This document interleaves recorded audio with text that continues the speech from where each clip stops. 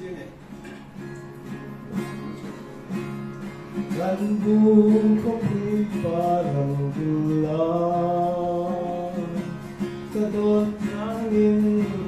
aneng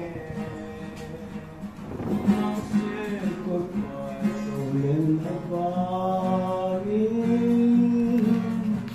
Ituzo ka kan buong kopi Isumadaleng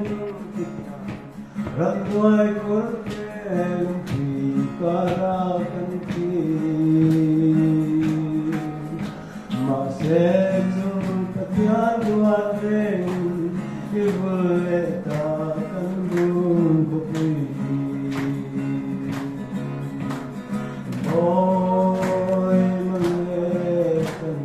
na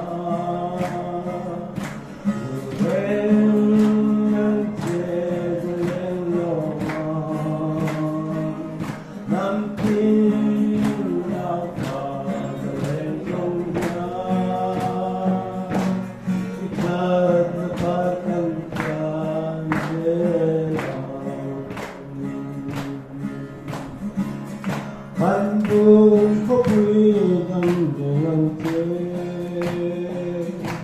Zaleng masonan kuasi Inung terus sampai tela Nang zelang te obung kopi Yung tiyan masok guti Kukuayong